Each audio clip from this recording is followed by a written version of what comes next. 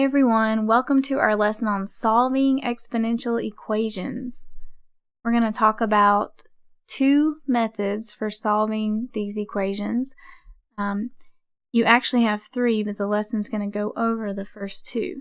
One way to do this is to look to see if you have the same basis, same base number, that bottom number. If that matches, what you can do is you can cancel those out on both sides of your equation and continue to solve with whatever's left over. So we'll take a look at that on here. And then with different bases, there may be a case where we can create them to have the same bases, where we can proceed to do the same thing, cancel them out, and continue to solve. So we can look for an opportunity to do that. Another way to solve those, if you are unable to make them the same base, is to take the log or the natural log of both sides and then continue to solve. So if you do have a calculator where you have that capability, you can use that method as well. We're going to take a look at the first two here. Alright, so here is an example of an exponential equation that has the same base of 3. So remember, when that happens, as long as it's the same on both sides, we can get rid of both of them. We're going to bring down what's left. 4 equals x plus 2. And our mission is to solve, so that means to get our variable alone isolated. So we're going to use opposite operations to do that. I see that I've got a plus 2 added to my x, so I want to get rid of that. So we're going to subtract it on both sides. Come out with 2 equals x. And once your variable is alone, you have solved the equation. Alright, let's take a look at this example. We do not have the same bases, but we are going to check to see if we could make them be the same bases. So what you're looking for is a different way to express your base. Maybe a number to a power. That's usually what you'll have to use. And so we're not changing the value of anything, we're just changing the look. We just want to change the look of the base to be written as maybe a number to a power instead of what it is. That way we can get the bases to match. I'll show you what we're talking about. So think about the numbers 9 and 27, our bases. When I think about those numbers, I think about the number 3. That number relates both of those in this way. So 9 could actually be expressed as 3 squared if I needed it to. And 27 could be expressed as 3 cubed. And when we do that, we now have the same bases of 3. So what you're going to do when you need to, when you have that situation, is you're going to still bring down what you have left. Here I've got x plus 5. And I can cancel the base, but that's all I can cancel. I want to leave everything else there. Okay? So I have some new numbers attached now. So let's do these products and this distributing and see what we have. So 2 times 4x, 8x equals 3 times x plus 3 times 5. So here's my new equation, and once I solve this, I will have solved the original equation. We're going to get our x terms together by moving them over to one side of the equation. So I'm going to pull this positive 3x over to the left-hand side by subtracting, make it go away over there on the right. 8x minus 3x gives me 5x. On the right-hand side, I'm going to pull down that 15. The last step here is going to be to get rid of our 5, so we're going to divide it out, both sides. And when we do that, 5 divided by 5 goes away. 15 divided by 5 gives me 3.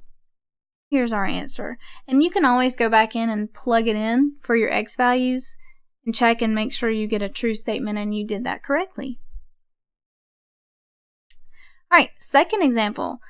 We are going to look across and see that in this case we do not have the same bases, just like last time. So let's think about a way that we could maybe express these bases and create the same bases.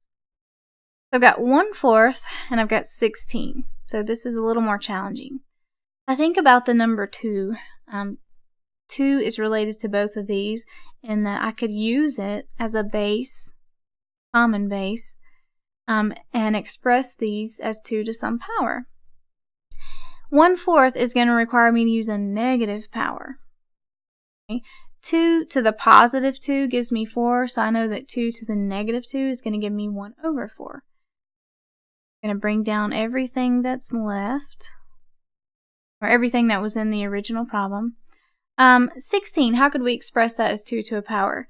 We know that is going to be 2 to the 4th power, and we bring down our x. Alright, so we have now successfully created the same bases, which means we can cancel them. We're going to distribute and continue to solve. So we have negative 2x plus 2 equals 4x. Once again, we need to get our x terms together. So I'm going to pull this negative 2x over to the right hand side by adding and have 2 equals 6x. 2 equals 6x. So the last step, again, is going to be to get x by itself, so divide out our 6. And we will end up with 2 over 6, which can be reduced. You always want to reduce and simplify if you can. So x equals 1/3. And I wanted to show you that it's absolutely okay to get a fraction for an answer. Sometimes that happens. Alright, suppose we have 2 exponential expressions, maybe 2 to the x that equal to 3 to the x, and we need to solve graphically. Well, anytime we're solving an equation graphically, or 2 things graphically that are going to create 2 separate graphs, we're going to be looking for the intersection point, because that is the solution to both equations. Where they are touching satisfies both equations. So if you will just go graph both sides of your equation, you can look for the intersection point. And you may have to resort to that when there's no way to get your base to be the same. So 2x equals 3x. So let's graph both of these. If we did that, let's do the 2x in a green, something like this. And let's switch colors for the 3 to the x so we can see what's happening here.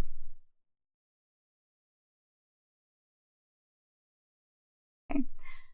We would use maybe a table of values or a graphing calculator to get these pictures, and we would notice that they're intersecting at 0, 1 here. So what that means is the x value of 0 is what satisfies both equations and gives us the same value on both sides. 2 to the 0 equals 3 to the 0. And we know that's true because anything to the 0 power gives us 1. 1 equals 1 is a true statement. So that's why when we look for the intersection point, that is going to be our solution. That's what's going to work to solve our 2 equations. Alright, so this concludes our lesson on solving exponential equations.